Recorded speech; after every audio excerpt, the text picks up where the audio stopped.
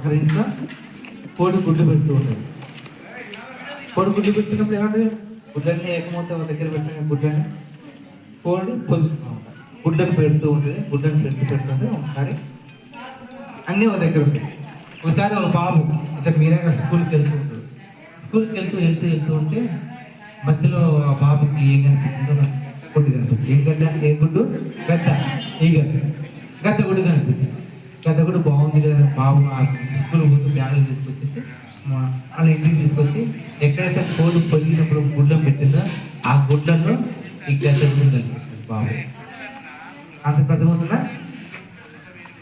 అయితే కొన్ని రోజుల తర్వాత ఏమవుతుంది, కోడి ఏం చేస్తుంది, పొదిగిన తర్వాత పిల్లలు కన్నది. ఆ పిల్లలకి అన్నప్పుడు కూడా ఆ గద్ద గుడ్డు కూడా గద్ద పిల్ల బయటకు వస్తుంది. ఓకేనా? కరెక్ట్గా? ఓకే. అయితే ఏం చేస్తే కోడి పిల్లల లక్షణం పాపం గద్ద పిల్లలకి ఏ లక్షణాలు ఉంటాయి, కోడి పిల్లలకి ఉన్నటువంటి ఏ లక్షణాలు ఉన్నాయో ఆ గద్ద కూడా అదే లక్షణం ఉంటాయి. ఆ తల్లి కోడితో పాటు పిల్లలు తిరుగుతూ ఆ గింజలు తిన్నాము, పురుగులు తిన్నాము, అవన్నీ తినకుండా తన లక్షణాలు మర్చిపోయి ఇవి దాటిపైన చేసుకుంటుంది. అందులో గద్ద పిల్ల కూడా ఏం చేస్తుంది, ఈ కోడి పిల్లలతో పాటు పురుగులు తినము, గింజలు తినము, ఏమంటారు తినడం తీసుకుంటూ తన లక్షణాలు మర్చిపోయి చేసుకుంటూ పోతుంది. అయితే కొన్ని రోజుల తర్వాత ఏమవుతుందంటే ఒక గద్ద ఆయన నుంచి చూస్తూ ఉన్నారు ఇక్కడ ఈ కోడి పిల్ల చూసుకుంటుంది. అయితే ఈ గద్ద పిల్ల కోడి పిల్ల ఎంతవరకు ఎగురుతుంది, కోడి పిల్ల ఎంతవరకు మహా హైట్ ఇంత హైట్ అంతే కదా. గద్ద పిల్ల కూడా అంత హైట్ కొడుతూ ఉంటారు. అంటే తన లక్షణాలు తను మర్చిపోయింది.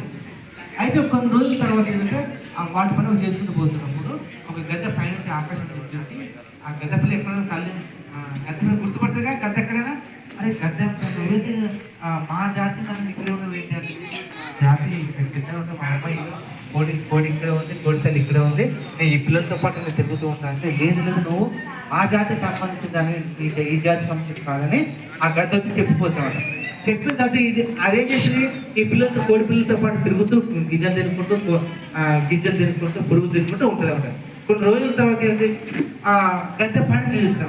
గద్ద పని చూస్తే వచ్చి రైట్ వచ్చేసి ఆ గద్ద పిల్ల ఉంటుంది రాకుండా పైకి తీసుకెళ్ళిపోతాం. ఎందుకు? అది నా గద్ద పిల్ల సంబంధించింది కాబట్టి పైకి వదిలేస్తుంది. వదిలేసినప్పుడు ఏం చేస్తుంది, అప్పుడు అంతవరకు దానికి దాని లక్షణం నాకు తెలియదు కదా. ఎప్పుడైతే పైకి తీసి వదిలేసాక దాన్ని బతకాలన్న ఆకాంక్ష కలిగి అప్పుడు రెక్కలు విడదీసి అంత గాలి ఎగిరిపోతూ ఉంటాం. అంతవరకు తన లక్షణాలు దానికి తెలియదు, దాని యొక్క శక్తి అనేది నాకు తెలియలేము. ప్రధాన మనకు కూడా పథకంలో ఒక్కొక్క శక్తి ఉంటుంది, ఎనర్జీ ఉంటుంది. అది దాన్ని మనం బయటికి తీయాలి. అర్థమవుతుంది కదా. ఒక ఆటలోనూ ఏదైనా ఒక టాలెంట్ ఒక దాంట్లో చదువుతో పాటు అడిషనల్గా ఇవన్నీ ఉంటేనే ఎదగలుగుతుంది. ఎంతసేపు బుక్ పడుతుంది కావాలి, చదివింది 4 నిమిషాలు 10 నిమిషాలు పర్ఫెక్ట్ కావాలి. అట్లా చదివితేనే మైండ్కి వస్తుంది.